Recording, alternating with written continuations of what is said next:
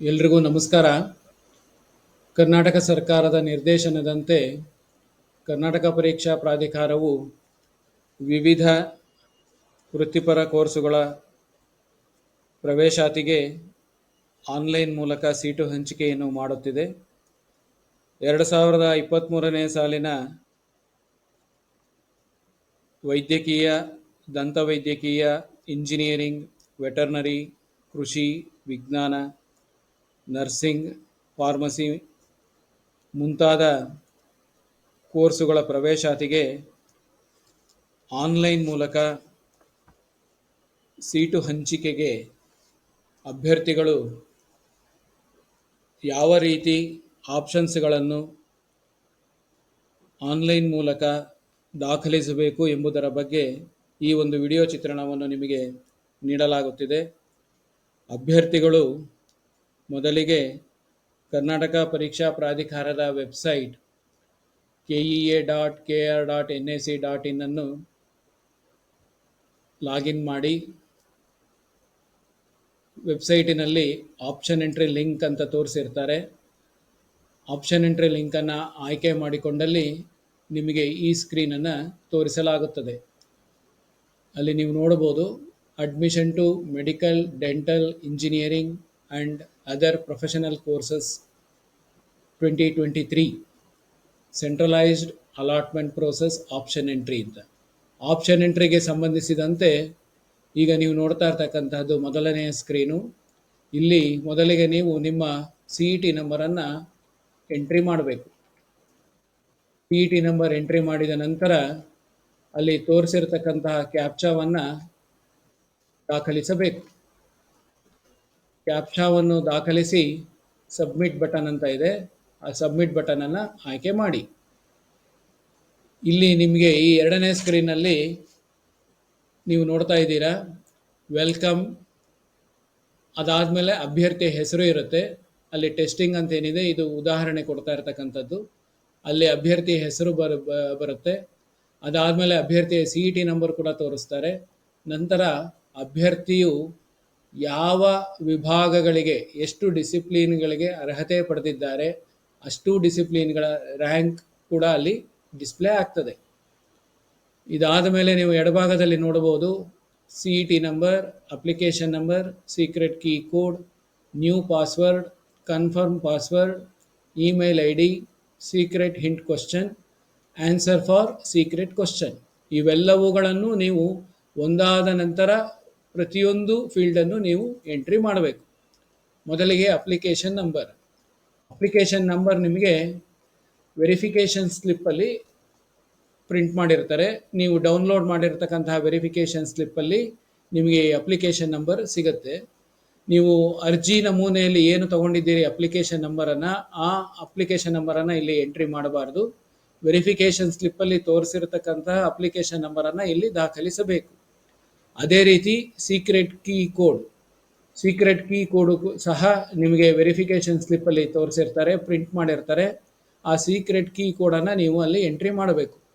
ಈ application number ಅಥವಾ ಈ ಸೀಕ್ರೆಟ್ ಕೀ ಕೋಡ್ ಅಥವಾ ಈಗ ನೀವು ಎಂಟ್ರಿ ಮಾಡ್ತಕ್ಕಂಥ ನ್ಯೂ ಪಾಸ್ವರ್ಡ್ ಏನಿದೆ ಇದನ್ನು ಬೇರೆ ಯಾರೊಂದಿಗೂ ಕೂಡ ನೀವು ಅದನ್ನು ಶೇರ್ ಮಾಡಬೇಡಿ. ಯಾರಿಗೂ ಕೂಡ ತಿಳಿಸಬಾರದು, ಬಹಿರಂಗಪಡಿಸಬಾರದು. Application number, secret key code ಮತ್ತು ಈ ಪಾಸ್ವರ್ಡ್ ಏನಿದೆ ಇದು ಮುಂದಿನ ಎಲ್ಲ ಸೀಟು ಹಂಚಿಕೆಯ ಪ್ರಕ್ರಿಯೆಗೆ ಅತ್ಯವಶ್ಯಕವಾಗಿರುತ್ತೆ. ಸೊ ಆದ್ದರಿಂದ application number, secret key code ಮತ್ತು ಪಾಸ್ವರ್ಡನ್ನು ಬೇರೆ ಯಾರಿಗೂ ನೀವು ಶೇರ್ ಮಾಡಬೇಡಿ. ಇದಾದ ಮೇಲೆ ಆ ಇಮೇಲ್ ID ಅಂತ ಏನಿದೆ ಅಲ್ಲಿ ನಿಮ್ಮ ವ್ಯಾಲಿಡ್ ಇಮೇಲ್ IDಯನ್ನು ಎಂಟ್ರಿ ಮಾಡಿ.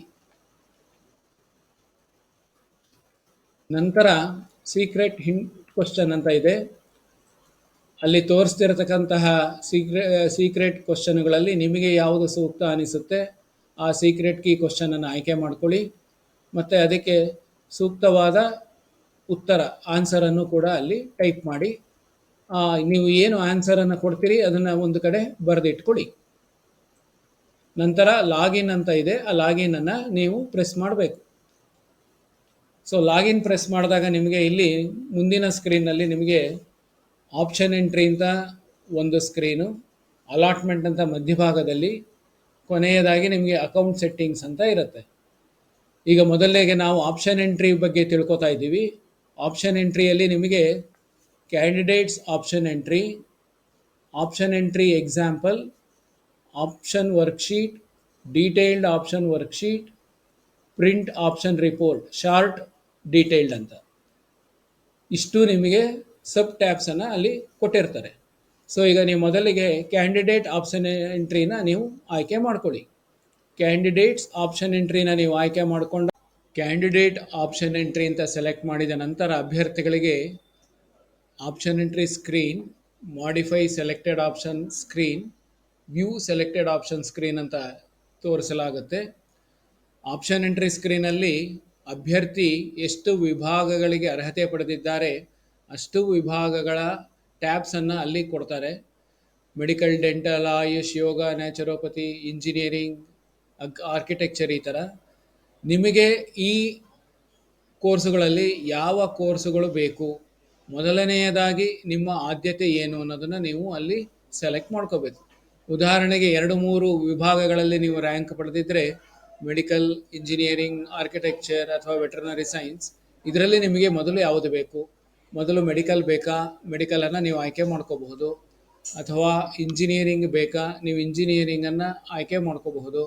ಅಥವಾ ಆರ್ಕಿಟೆಕ್ಚರ್ ಬೇಕಾ, ಆರ್ಕಿಟೆಕ್ಚರನ್ನು ನೀವು ಆಯ್ಕೆ ಮಾಡ್ಕೋಬಹುದು. ಅಥವಾ ವೆಟರ್ನರಿ ಸೈನ್ಸ್ ನಿಮಗೆ ಬೇಕಾ, ವೆಟರ್ನರಿ ಸೈನ್ಸನ್ನು ನೀವು ಆಯ್ಕೆ ಮಾಡಬಹುದು. ಸೊ ಈ ಅಭ್ಯರ್ಥಿ ಫಸ್ಟು ಮೆಡಿಕಲನ್ನು ಆಯ್ಕೆ ಮಾಡ್ಕೊಂಡಿದ್ದಾರೆ ಅಂದರೆ ಸರ್ಕಾರದಿಂದ ಎಷ್ಟು ಕಾಲೇಜುಗಳು ಸೀಟ್ ಮ್ಯಾಟ್ರಿಕ್ಸ್ನಲ್ಲಿ ಇರುತ್ತೆ ಅಷ್ಟು ಕಾಲೇಜುಗಳು ಕೂಡ ಅಲ್ಲಿ ನಿಮಗೆ ತೋರಿಸ್ತಾರೆ.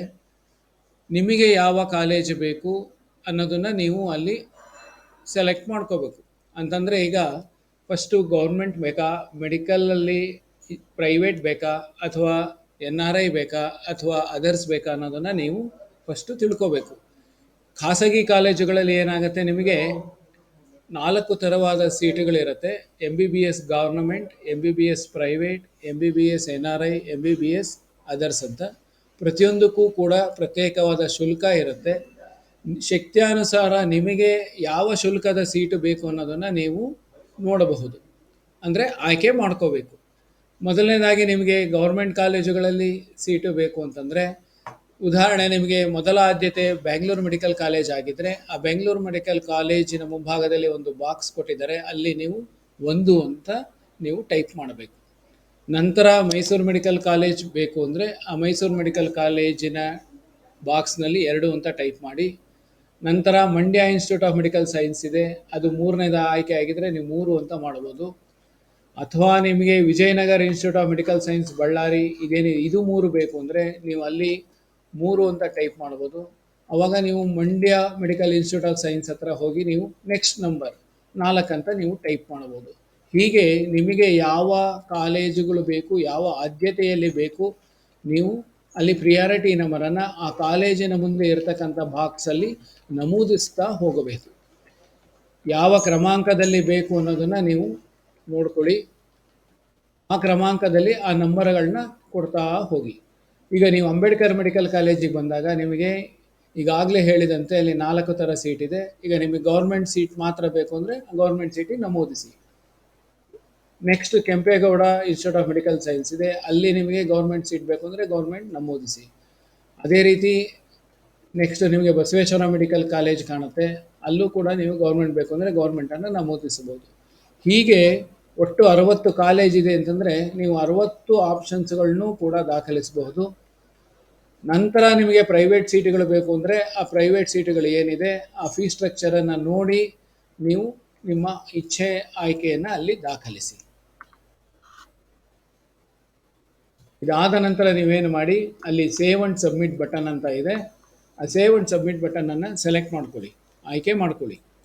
ಆಯ್ಕೆ ಮಾಡಿದ ನಂತರ ನಿಮಗೆ ಮಧ್ಯಭಾಗದ ಸ್ಕ್ರೀನಲ್ಲಿ ನೀವು ಯಾವ ಕಾಲೇಜುಗಳನ್ನ ಆಯ್ಕೆ ಮಾಡ್ಕೊಂಡಿದ್ದೀರಿ ಅಷ್ಟು ಕಾಲೇಜುಗಳು ಆದ್ಯತಾ ಕ್ರಮದಲ್ಲಿ ಅದು ತೋರಿಸುತ್ತೆ.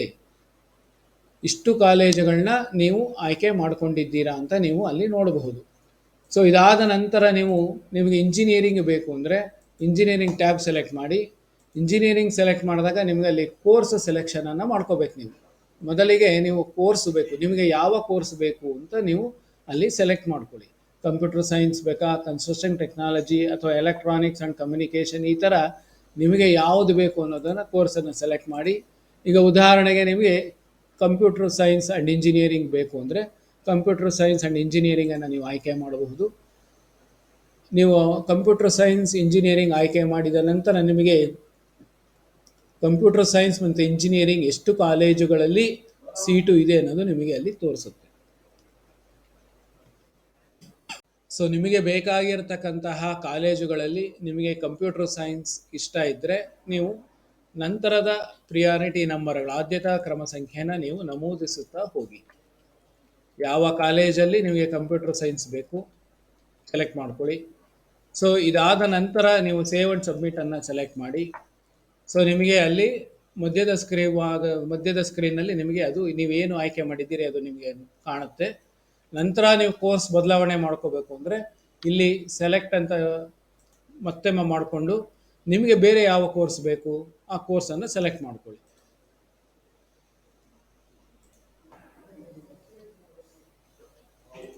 ಸೇವ್ ಅಂಡ್ ಸಬ್ಮಿಟ್ ತಗೊಳ್ಳಿ. ನಂತರ ಎಲೆಕ್ಟ್ರಾನಿಕ್ಸ್ ಆ್ಯಂಡ್ ಕಮ್ಯುನಿಕೇಷನ್ ಬೇಕು ಅಂದರೆ ಎಲೆಕ್ಟ್ರಾನಿಕ್ಸ್ ಆ್ಯಂಡ್ ಕಮ್ಯುನಿಕೇಷನನ್ನು ನೀವು ಆಯ್ಕೆ ಮಾಡ್ಕೋಬಹುದು. ಯಾವ ಕಾಲೇಜುಗಳಲ್ಲಿ ಬೇಕು ಅನ್ನೋದನ್ನು ನೀವು ಆ ಕಾಲೇಜಿನ ಮುಂಭಾಗದಲ್ಲಿ ಇರತಕ್ಕಂಥ ಬಾಕ್ಸಲ್ಲಿ ನಮೂದಿಸುತ್ತಾ ಹೋಗಬೇಕು.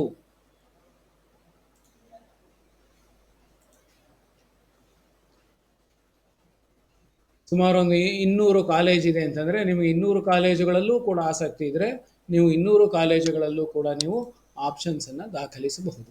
ದಾಖಲಿಸಿದ ನಂತರ ಸೇವ್ ಅಂಡ್ ಸಬ್ಮಿಟ್ ಬಟನನ್ನು ಪ್ರೆಸ್ ಮಾಡಿ ನಿಮಗೆ ಮಧ್ಯಭಾಗದ ಸ್ಕ್ರೀನಲ್ಲಿ ನೀವು ಎಷ್ಟು ಆಪ್ಷನ್ಸನ್ನು ಕೊಟ್ಟಿದ್ದೀರಿ ಅಷ್ಟು ಆಪ್ಷನ್ಸ್ ನಿಮಗೆ ಅಲ್ಲಿ ಡಿಸ್ಪ್ಲೇ ಆಗುತ್ತೆ. ನಂತರ ನೀವೇನು ಮಾಡ್ಬೋದು, ನೀವು ವೆಟರ್ನರಿ ಸೈನ್ಸ್ ಬೇಕು ಅಂದರೆ ವೆಟರ್ನರಿ ಸೈನ್ಸನ್ನು ಸೆಲೆಕ್ಟ್ ಮಾಡಿ ಅಲ್ಲಿ ನೀವು ಪ್ರಿಯಾರಿಟಿ ನಂಬರನ್ನು ನಮೂದಿಸುತ್ತಾ ಹೋಗಬಹುದು. ನಂತರ ಸೇವ್ ಅಂಡ್ ಸಬ್ಮಿಟ್ ಮಾಡಿ ನಿಮಗೆ ವೆಟರ್ನರಿ ಸೈನ್ಸ್ ಕೂಡ ಅಲ್ಲಿ ಬಂದು ಸೇರಿಕೊಂಡಿರುತ್ತೆ. ಆದ್ಯತಾ ಕ್ರಮದ ಪ್ರಕಾರ ನಿಮಗೆ ಅಲ್ಲಿ ಕಾಣುತ್ತೆ. ಇಲ್ಲಿ ಕಾಣ್ತಾ ಇರತಕ್ಕಂತಹ ಕಾಲೇಜುಗಳ ಬಗ್ಗೆ ನೀವು ಬದಲಾವಣೆ ಮಾಡ್ಕೋಬೇಕು ಅಂದರೆ ನಿಮಗೆ ಯಾವುದು ಬೇಡ ಅಂದರೆ ಆ ಕಾಲೇಜುಗಳನ್ನ ತೆಗಿಬೋದು, ಅಥವಾ ಪ್ರಿಯಾರಿಟಿ ನಂಬರ್ ಅಂತ ಏನು ಹೇಳ್ತಾರೆ ಆದ್ಯತಾ ಕ್ರಮ ಸಂಖ್ಯೆಯನ್ನು ನೀವು ಬದಲಾಯಿಸ್ಕೋಬಹುದು. ಈಗ 30 ಇರೋದು 31 ಆಗಿದೆ, 31 ಇರೋದು 30 ಆಗಿರುತ್ತೆ. ಅಪ್ಡೇಟ್ ಅಂತ ಕೊಟ್ಟರೆ ಅದು ನಿಮಗೆ ಅಪ್ಡೇಟ್ ಆಗಿ ಆ ಕ್ರಮಾಂಕದಲ್ಲಿ ಕೂತ್ಕೊಳ್ಳುತ್ತೆ. ಈಗ ಉದಾಹರಣೆಗೆ ನಿಮಗೆ 38ನೇಯದು ಬೇಡ ಅಂದರೆ ನೀವೇನು ಮಾಡಬೇಕು, 0 ಅಂತ ಪ್ರೆಸ್ ಮಾಡಿ ಅಪ್ಡೇಟ್ ಅಂತ ಕೊಡಿ. ಸೊ ನೀವು 0 ಪ್ರೆಸ್ ಮಾಡಿ ಅಪ್ಡೇಟ್ ಕೊಟ್ಟ ತಕ್ಷಣ ಅದು ಆ ಮಧ್ಯಭಾಗದ ಸ್ಕ್ರೀನಿಂದ ಡಿಲೀಟ್ ಆಗುತ್ತೆ, ನಿಮ್ಮ ಆಯ್ಕೆಯಲ್ಲಿ ಅದು ಇರೋದಿಲ್ಲ. ಸೊ ಇನ್ನೂ ಒಂದು ಆಪ್ಷನ್ಸನ್ನು ನೀವು ತೆಗಿಬೇಕು ಅಂದರೆ ಫಾರ್ ಎಕ್ಸಾಂಪಲ್ 38ನೇ ನೀವು ತೆಗೆದಿದ್ದೀರಾ ಅಂದರೆ ಅದನ್ನು 0 ಪ್ರೆಸ್ ಮಾಡಿ ಅಪ್ಡೇಟ್ ಅಂತ ಕೊಡಿ. ಸೊ ಈ ರೀತಿ ನೀವು ಬದಲಾವಣೆಯನ್ನು ಕೂಡ ನೀವು ಮಾಡ್ಕೋಬಹುದು. ನಿಮಗೆ ಕೊನೆಯ ಸ್ಕ್ರೀನ್ನಲ್ಲಿ ನಿಮಗೆ ಪ್ರಿಂಟ್ ಆಪ್ಷನ್ ರಿಪೋರ್ಟ್ ಅಂತ ಕಾಣುತ್ತೆ. ನೀವು ಯಾವ ಕಾಲೇಜುಗಳು ಹಾಕಿದ್ದೀರಿ ಅದರದ್ದು ಕೋರ್ಸು ಮತ್ತು ಫೀ ಸ್ಟ್ರಕ್ಚರ್ ಅದು ಕೂಡ ನಿಮಗೆ ಅಲ್ಲಿ ಬರುತ್ತೆ. ಸೊ ನೀವು ಅಲ್ಲಿ ಶಾರ್ಟಾಗಿ ಪ್ರಿಂಟೌಟನ್ನು ತಗೊಳ್ಳಿ, ಡೀಟೇಲ್ಡಾಗೂ ಕೂಡ ನೀವು ಪ್ರಿಂಟೌಟನ್ನು ತಗೋಬಹುದು. ಪ್ರಿಂಟೌಟನ್ನು ತಗೊಂಡು ಪರಿಶೀಲಿಸಿ ಮತ್ತೆ ನೀವೇನಾರ ಬದಲಾವಣೆ ಮಾಡಬೇಕು ಅಂತಂದರೆ ಮತ್ತೆ ನೀವು ಈ ಸ್ಕ್ರೀನಿಗೆ ಬಂದು ನಿಮಗೆ ಯಾವ ರೀತಿ ಬದಲಾವಣೆ ಬೇಕು ಅಥವಾ ಯಾವುದಾದ್ರೂ ಹೊಸದಾಗಿ ಆ್ಯಡ್ ಮಾಡಬೇಕಾ, ಮೆಡಿಕಲಲ್ಲಿ ಯಾವುದಾದ್ರೂ ಬಿಟ್ಟೋಗಿದೆಯಾ, ಮೆಡಿಕಲಲ್ಲಿ ನೀವು ಆ್ಯಡ್ ಮಾಡಬೇಕಂದ್ರೆ ಮೆಡಿಕಲನ್ನು ಬಿಟ್ಟೋಗಿರ್ತಕ್ಕಂಥದ್ದನ್ನು ನೀವು ಆ್ಯಡ್ ಮಾಡಬಹುದು, ಅಥವಾ ಡೆಂಟಲ್ ಸೇರಿಸಿಲ್ಲ ಅಂದರೆ ಡೆಂಟಲನ್ನು ನೀವು ಸೇರಿಸ್ಕೋಬಹುದು. ಅದೇ ರೀತಿ ನಿಮಗೆ ಯಾವ ಕೋರ್ಸ್ಗೆ ಆಯ್ಕೆ ಇರುತ್ತೆ, ಇಚ್ಛೆ ಇರುತ್ತೆ ಅದನ್ನು ನೀವು ಅಲ್ಲಿ ಸೆಲೆಕ್ಟ್ ಮಾಡಿಕೊಂಡು ಆ ಡಿಸಿಪ್ಲಿನನ್ನು ಆಯ್ಕೆ ಮಾಡಿ ನೀವು ಆಪ್ಷನ್ಸನ್ನು ನಮೂದಿಸುತ್ತಾ ಹೋಗಬಹುದು. ಪ್ರತಿ ಸಲ ನೀವು ನಮೂದಿಸಿದ ನಂತರ ಸೇವ್ ಅಂಡ್ ಸಬ್ಮಿಟನ್ನು ಸೆಲೆಕ್ಟ್ ಮಾಡ್ಕೊಳ್ಳಿ. ನೀವು ಏನು ಸೇವ್ ಅಂಡ್ ಸೆಲೆಕ್ಟ್ ಮಾಡಿ ಆಯ್ಕೆ ಮಾಡಿರ್ತೀರಿ ಅದು ನಿಮಗೆ ಮಧ್ಯಭಾಗದ ಸ್ಕ್ರೀನಲ್ಲಿ ನಿಮಗೆ ಕಾಣುತ್ತೆ.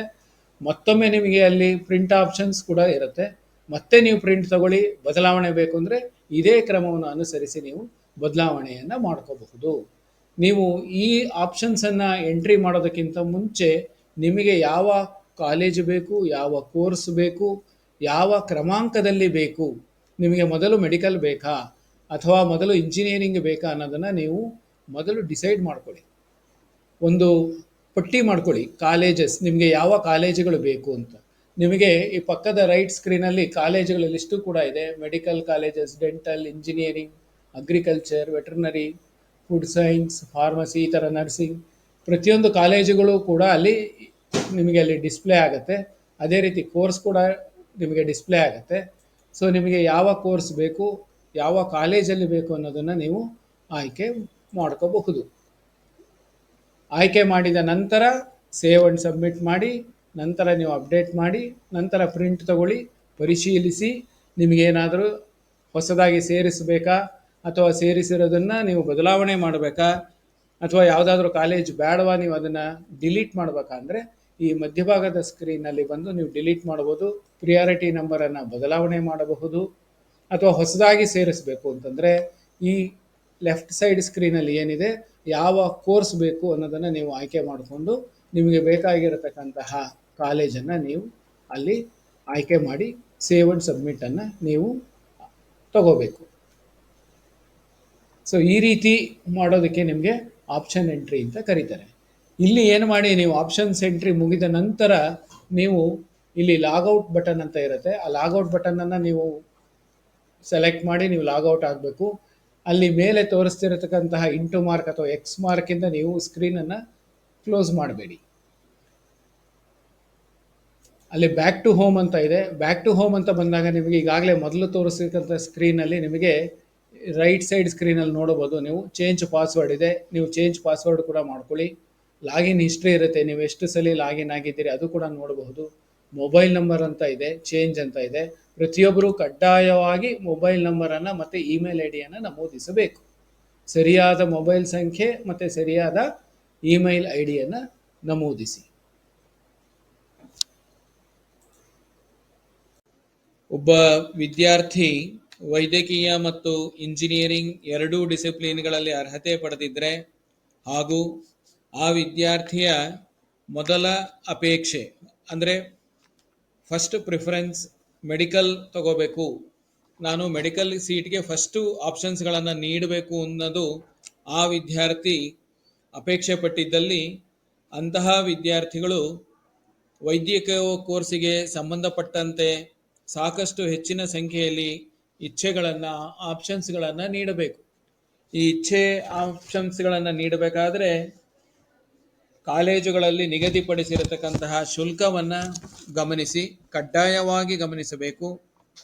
ನಿಮ್ಮ ಶಕ್ತ್ಯಾನುಸಾರ ನೀವು ಶುಲ್ಕದ ವಿವರಗಳನ್ನು ತಿಳಿದುಕೊಂಡು ನೀವು ಆಪ್ಷನ್ಸ್ಗಳನ್ನು ನಮೂದಿಸಬೇಕು. ಯಾವ ಆಯ್ಕೆಗಳನ್ನು ನಮೂದಿಸಬೇಕು ಎನ್ನುವುದು ಕುರಿತು ನೀವು ಮನೆಯಲ್ಲಿ ಪೂರ್ವಭಾವಿಯಾಗಿ ಸಿದ್ಧತೆಯನ್ನು ಮಾಡಿಕೋಬೇಕು. ತಮ್ಮ ಪೋಷಕರ ಹತ್ರ ಸಮಾಲೋಚನೆ ಮಾಡಬೇಕು. ನಿಮಗೆ ಯಾವ್ಯಾವ ಆಪ್ಷನ್ಸ್ ಬೇಕು ಅನ್ನೋದನ್ನು ಮೊದಲು ಒಂದು ಬಿಳಿ ಹಾಳೆಯಲ್ಲಿ ಬರ್ಕೋಬೇಕು, ಪಟ್ಟಿ ಮಾಡ್ಕೋಬೇಕು. ನಂತರ ನೀವು ಆಪ್ಷನ್ಸ್ಗಳನ್ನು ದಾಖಲಿಸಬೇಕು.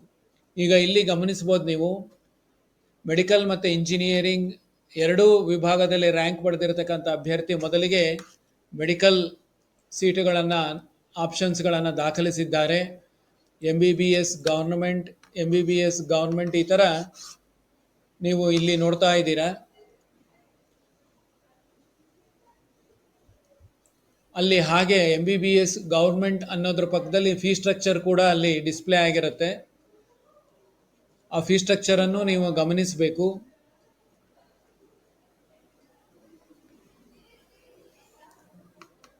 ಇಲ್ಲಿ MBBS ಪ್ರೈವೇಟ್ ಅಂತ ಇದೆ, ಇದರದ್ದು ಶುಲ್ಕ ವಿನ್ಯಾಸ ಬೇರೆ ಇದೆ, ನೀವು ಇದನ್ನು ಕೂಡ ಗಮನಿಸಬೇಕು.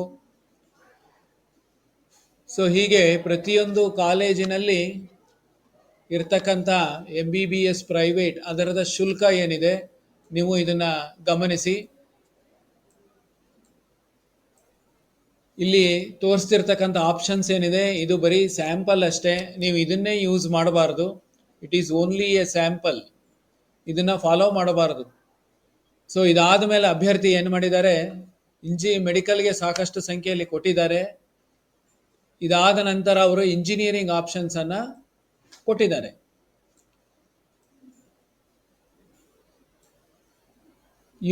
ಯೂನಿವರ್ಸಿಟಿ ವಿಶ್ವೇಶ್ವರಯ್ಯ ಕಾಲೇಜ್ ಆಫ್ ಇಂಜಿನಿಯರಿಂಗಲ್ಲಿ ಕಂಪ್ಯೂಟರ್ ಸೈನ್ಸ್ ಹಾಕಿದ್ದಾರೆ. SKSJT computer science. ಸೊ ಈ ರೀತಿ ಆಪ್ಷನ್ಸ್ಗಳನ್ನು ಅವರು ವೈದ್ಯಕೀಯ ನಂತರ ಕೊಟ್ಟಿದ್ದಾರೆ. ಸೊ ಇದು ಒಂದು ತರಹದ ಆಪ್ಷನ್ಸನ್ನು ಎಂಟ್ರಿ ಮಾಡ್ತಕ್ಕಂಥ ಒಂದು ಮೆಥಡ್. ನೀವು ಇದೇ ಕ್ರಮದಲ್ಲಿ ಮಾಡಬೇಕು, ಹೀಗೆ ಮಾಡಬೇಕು ಅನ್ನೋದು ಅಲ್ಲ. ಯಾವ ಮೆಡಿಕಲ್ ಆದ ಮೇಲೆ ನೀವು ಇಂಜಿನಿಯರಿಂಗನ್ನು ಕೂಡ ಆಪ್ಷನ್ಸ್ಗಳನ್ನು ದಾಖಲಿಸಬಹುದು ಎಂಬುದಕ್ಕೆ ನಿಮಗೆ ಈ ಒಂದು ಉದಾಹರಣೆಯನ್ನು ಇಲ್ಲಿ ಕೊಡ್ತಾ ಇದ್ದಾರೆ.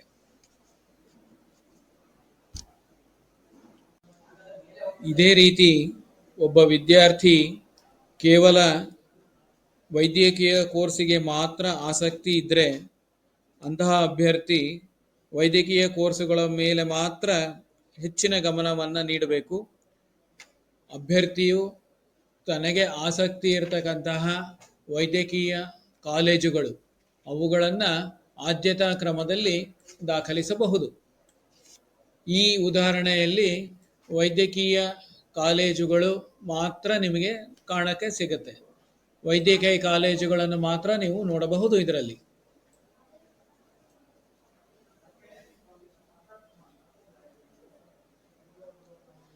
ಒಟ್ಟು 60 ವೈದ್ಯಕೀಯ ಕಾಲೇಜ್ ಇದೆ ಅಂತ ಅಂದುಕೊಂಡ್ರೆ ನಿಮಗೆ ಒಟ್ಟು 60 ಆಪ್ಷನ್ಸ್ಗಳನ್ನು ನೀವು ಇಲ್ಲಿ ಗಮನಿಸಬಹುದು. ಹಾಗೆ ಆ ಪ್ರತಿ ಕಾಲೇಜಿನಲ್ಲಿ ಏನು ಶುಲ್ಕ ಇದೆ ಅದು ಕೂಡ ನಿಮಗೆ ಅಲ್ಲಿ ಕಾಣ್ತಾ ಇದೆ. ಸೊ ಈ ಉದಾಹರಣೆಯಲ್ಲಿ MBBS ಪ್ರೈವೇಟ್ ಶುಲ್ಕದ ಸೀಟುಗಳನ್ನು ಇಲ್ಲಿ ದಾಖಲಿಸಿರುವುದಿಲ್ಲ. ಅಭ್ಯರ್ಥಿಯ ಶಕ್ತಿಯಾನುಸಾರ ಇಚ್ಛೆ ಅಥವಾ ಆಪ್ಷನ್ಸ್ಗಳನ್ನು ದಾಖಲಿಸಬಹುದು. ಈಗ ನಿಮಗೆ ಇನ್ನೊಂದು ಉದಾಹರಣೆಯ ಆಪ್ಷನ್ಸ್ ಎಂಟ್ರಿಯನ್ನು ನಿಮಗೆ ತೋರಿಸ್ತಾ ಇದ್ದೇವೆ. ಇಲ್ಲಿ ಈ ಅಭ್ಯರ್ಥಿ ಇಂಜಿನಿಯರಿಂಗ್ನಲ್ಲಿ ಆಸಕ್ತಿ ಹೊಂದಿದ್ದು ಕೇವಲ ಇಂಜಿನಿಯರಿಂಗ್ ಸೀಟುಗಳಿಗೆ ಮಾತ್ರ ಆಪ್ಷನ್ಸ್ಗಳನ್ನು ನೀಡಿರುತ್ತಾರೆ. ಸೊ ಅಭ್ಯರ್ಥಿ ಬೇರೆ ಬೇರೆ ವಿಭಾಗಗಳಲ್ಲಿ ರ್ಯಾಂಕ್ ಪಡೆದಿದ್ದರೂ ಸಹ ಆ ಅಭ್ಯರ್ಥಿಗೆ ಇಂಜಿನಿಯರಿಂಗ್ ಮಾತ್ರ ಬೇಕಿದೆ, ಬೇರೆ ಯಾವುದೇ ವಿಭಾಗಗಳಲ್ಲಿ ಆತನಿಗೆ ಆಸಕ್ತಿ ಇರೋದಿಲ್ಲ. ಸೊ ಅಂತಹ ಅಭ್ಯರ್ಥಿಗಳು ಆದ್ಯತಾ ಕ್ರಮದಲ್ಲಿ ಅವರಿಗೆ ಬೇಕಾಗಿರತಕ್ಕಂತಹ ಕೋರ್ಸು ಮತ್ತು ಕಾಲೇಜ್ ಇವುಗಳ ಕ್ರಮಾಂಕದಲ್ಲಿ ಆಪ್ಷನ್ಸ್ಗಳನ್ನು ನೀಡಿದ್ದಾರೆ.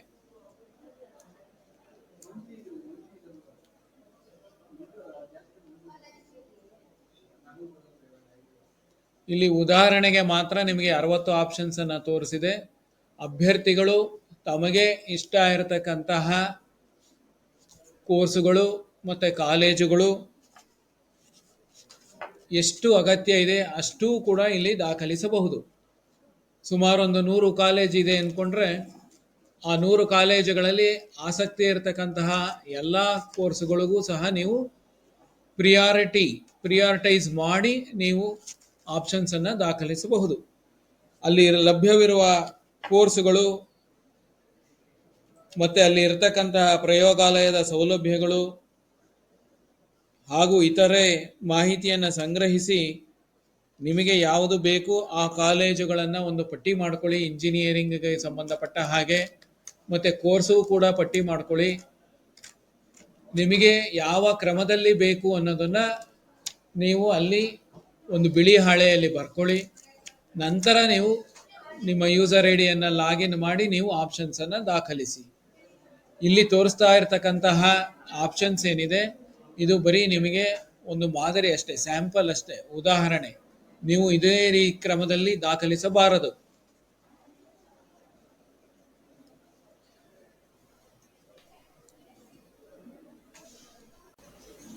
ಈ ಒಂದು ಉದಾಹರಣೆಯಲ್ಲಿ ವಿದ್ಯಾರ್ಥಿ ಒಂದಕ್ಕಿಂತ ಹೆಚ್ಚು ಡಿಸಿಪ್ಲಿನ್ಗಳಿಗೆ ಅರ್ಹತೆ ಪಡೆದಿದ್ದಾರೆ. ಅಂದರೆ ವೈದ್ಯಕೀಯ, ಇಂಜಿನಿಯರಿಂಗ್, ಆರ್ಕಿಟೆಕ್ಚರ್ ಮತ್ತು ಕೃಷಿ ವಿಜ್ಞಾನ ಕೋರ್ಸುಗಳಿಗೆ ಎಲ್ಲವನ್ನೂ ಕಂಬೈನ್ಡ್ ಮಾಡಿ ಆಪ್ಷನ್ಸ್ಗಳನ್ನು ದಾಖಲಿಸಿದ್ದಾರೆ. ಅಭ್ಯರ್ಥಿ ಮೊದಲಿಗೆ ವೈದ್ಯಕೀಯ ಸೀಟುಗಳಿಗೆ ಆಪ್ಷನ್ಸನ್ನು ನೀಡಿದ್ದಾರೆ. ನಂತರ ಇಂಜಿನಿಯರಿಂಗ್ ಕೋರ್ಸ್ಗೆ ಆಪ್ಷನ್ಸನ್ನು ನೀಡಿದ್ದಾರೆ. ನಂತರ ಆರ್ಕಿಟೆಕ್ಚರ್ ಕೋರ್ಸ್ಗೆ ಹಾಕಿದ್ದಾರೆ. ನಂತರ ಮತ್ತೆ ಇಂಜಿನಿಯರಿಂಗ್ ಕೋರ್ಸನ್ನು ನಮೂದಿಸಿದ್ದಾರೆ. ನಂತರ ವೈದ್ಯಕೀಯ ಸೀಟುಗಳಿಗೆ ಮತ್ತೆ ಆಪ್ಷನ್ಸನ್ನು ನೀಡಿದ್ದಾರೆ. ನಂತರ ಕೃಷಿ ವಿಜ್ಞಾನ ಕೋರ್ಸುಗಳಿಗೆ ಆಪ್ಷನ್ಸನ್ನು ನೀಡಿ ವೈದ್ಯಕೀಯ ಸೀಟುಗಳನ್ನು ಮತ್ತೆ ಹಾಕಿದ್ದಾರೆ. ಅಭ್ಯರ್ಥಿ ಎಷ್ಟು ವಿಭಾಗಗಳಲ್ಲಿ ಅರ್ಹತೆ ಪಡೆದಿದ್ದಾರೆ ಅಷ್ಟು ವಿಭಾಗಗಳಿಗೂ ಸಹ ಆದ್ಯತೆಗಳನ್ನು ನಮೂದಿಸಬಹುದು. Medical, dental, engineering, architecture, veterinary, farm science ಅಂದರೆ ಕೃಷಿ ವಿಜ್ಞಾನ ಕೋರ್ಸುಗಳು, ಫಾರ್ಮಸಿ, ಬಿ ಫಾರ್ಮಾ, ನರ್ಸಿಂಗ್, ಈ ಥರ ಎಷ್ಟು ವಿಭಾಗಗಳಲ್ಲಿ ಅರ್ಹತೆ ಇದೆ ಅಷ್ಟು ವಿಭಾಗಗಳಲ್ಲಿ ಆಸಕ್ತಿ ಇದ್ದರೆ ಅಭ್ಯರ್ಥಿಗಳು ಆಪ್ಷನ್ಸ್ಗಳನ್ನು, ಇಚ್ಛೆಗಳನ್ನು ದಾಖಲಿಸಬಹುದು. ಈ ಉದಾಹರಣೆಯಲ್ಲಿ ತೋರಿಸಿರ್ತಕ್ಕಂಥ ಕಾಲೇಜುಗಳು ಕಂಬೈನ್ಡ್ ಆಪ್ಷನ್ಸ್ ಮಾತ್ರ ಅಲ್ಲಿ ತೋರಿಸಿದೆ. ವೈದ್ಯಕೀಯ ವಿಭಾಗದಲ್ಲಿ ಸುಮಾರು 60 ಕಾಲೇಜು ಇದ್ದರೆ ಅಭ್ಯರ್ಥಿ ಆಸಕ್ತಿ ಇದ್ದಲ್ಲಿ 60 ಕಾಲೇಜುಗಳಿಗೂ ನೀಡಬಹುದು. ಅದೇ ರೀತಿ ಇಂಜಿನಿಯರಿಂಗಲ್ಲಿ 100 ಕಾಲೇಜ್ ಇದೆ ಅಂದರೆ 100 ಕಾಲೇಜಲ್ಲಿ ಇರತಕ್ಕಂತಹ ಕೋರ್ಸುಗಳಿಗೆ ಯಾವ ಕೋರ್ಸುಗಳಿಗೆ ಆಸಕ್ತಿ ಇದೆ, ಯಾವ ಕಾಲೇಜುಗಳಿಗೆ ಆಸಕ್ತಿ ಇದೆ ಅಷ್ಟು ಕಾಲೇಜು ಮತ್ತು ಕೋರ್ಸುಗಳನ್ನು ಆದ್ಯತಾ ಕ್ರಮದಲ್ಲಿ ದಾಖಲಿಸಬಹುದು. ಅಭ್ಯರ್ಥಿ ದಾಖಲಿಸುವ ಆದ್ಯತೆ ಕ್ರಮ ಸಂಖ್ಯೆಗಳಲ್ಲಿ ಇರಬೇಕು. ಅಂದರೆ ತನಗೆ ಇಷ್ಟವಿರುವ ಕೋರ್ಸುಗಳು ಕೋರ್ಸುಗಳು ಮತ್ತು ಕಾಲೇಜುಗಳ ಕ್ರಮಾಂಕದಲ್ಲಿ ಆಪ್ಷನ್ಸನ್ನು ದಾಖಲಿಸಬೇಕು. ಮೊದಲಿನ ಇಚ್ಛೆಗೆ ಆಪ್ಷನ್ಸ್ಗೆ 100% ಆದ್ಯತೆ ಇದೆ ಎಂದು ಪರಿಗಣಿಸಿದರೆ ನಂತರದ ಆದ್ಯತೆಗಳು ಇಳಿಕೆ ಕ್ರಮದಲ್ಲಿ ಅಂದರೆ ಅವರೋಹಣ ಡಿಸೆಂಡಿಂಗ್ ಆರ್ಡ್ರಲ್ಲಿ ಇರಬೇಕು. ಅಭ್ಯರ್ಥಿ ದಾಖಲಿಸುವ ಇಚ್ಛೆ ಮತ್ತು ಆಯ್ಕೆಗಳು ಮೆರಿಟ್ ಆಧಾರದ ಮೇಲೆ ಹಂಚಿಕೆಯಾದಲ್ಲಿ ಅಭ್ಯರ್ಥಿಯು ಕಾಲೇಜಿನಲ್ಲಿ ಪ್ರವೇಶ ಪಡೆಯುತ್ತೇನೆ, ಆದ್ದರಿಂದ ನಾನು ಆಪ್ಷನ್ಸ್ಗಳನ್ನು ನೀಡುತ್ತಿದ್ದೇನೆ, ನನಗೆ ಈ ಕ್ರಮಾಂಕದಲ್ಲಿ ಬೇಕು, ಮೊದಲಿಗೆ ಮೆಡಿಕಲ್ ಬೇಕು ಅಥವಾ ಮೊದಲಿಗೆ ಇಂಜಿನಿಯರಿಂಗ್ ಬೇಕು ಅಥವಾ ಮೊದಲು ನನಗೆ ಕೃಷಿ ವಿಜ್ಞಾನ ಕೋರ್ಸುಗಳಲ್ಲಿ ಆಸಕ್ತಿ ಇದೆ ಅಥವಾ ನಾನು ಮೊದಲು ವೆಟರ್ನರಿ ಕೋರ್ಸುಗಳು ತಗೋತೀನಿ. ನಿಮ್ಮ ಆಸಕ್ತಿಗೆ ಅನುಗುಣವಾಗಿ ಆಪ್ಷನ್ಸ್ಗಳನ್ನು ದಾಖಲಿಸಬೇಕಾಗ್ತದೆ. ಸೀಟುಗಳ ಹಂಚಿಕೆಯನ್ನು ಸಂಪೂರ್ಣವಾಗಿ ವಿದ್ಯಾರ್ಥಿಗಳು ನೀಡುವ ಇಚ್ಛೆಗಳು ಅಂತಂದರೆ ಆಪ್ಷನ್ಸನ್ನು ಪರಿಗಣಿಸಿ ಅವರ ಮೆರಿಟ್ ಮತ್ತು ರ್ಯಾಂಕಿಗೆ ಅನುಸಾರವಾಗಿ ಮಾಡಲಾಗುತ್ತದೆ. ಆದ್ದರಿಂದ ಅಭ್ಯರ್ಥಿಗಳು ಬಹಳ ಎಚ್ಚರಿಕೆಯಿಂದ ತಮಗೆ ಬೇಕಾಗಿರತಕ್ಕಂತಹ ಕಾಲೇಜು ಮತ್ತು ಕೋರ್ಸುಗಳು ಯಾವ ಕ್ರಮಾಂಕದಲ್ಲಿ ಬೇಕು ಎನ್ನುವುದನ್ನು ಒಂದು ಪಟ್ಟಿ ಮಾಡಿಕೊಂಡು ನಂತರ ನೀವು ಈ ಆನ್ಲೈನ್ ಪೋರ್ಟಲ್ನಲ್ಲಿ ನೀವು ಆಪ್ಷನ್ಸ್ಗಳನ್ನು ದಾಖಲಿಸುವುದು ಸೂಕ್ತ. ಸಂಪೂರ್ಣವಾಗಿ ಈಗಾಗಲೇ ಹೇಳದಂತೆ ಸೀಟು ಹಂಚಿಕೆ ಮೆರಿಟ್ ಮತ್ತು ಅಭ್ಯರ್ಥಿಗಳು ದಾಖಲಿಸುವ ಇಚ್ಛೆ ಮತ್ತು ಆಯ್ಕೆಗಳನ್ನು ಅವಲಂಬಿಸಿರುತ್ತದೆ. ವಿದ್ಯಾರ್ಥಿಗಳಿಗೆ ಉತ್ತಮವಾದ ಸೀಟು ದೊರಕಲಿ ಎಂದು ಆಶಿಸುತ್ತಾ ಎಲ್ರಿಗೂ ಧನ್ಯವಾದಗಳು.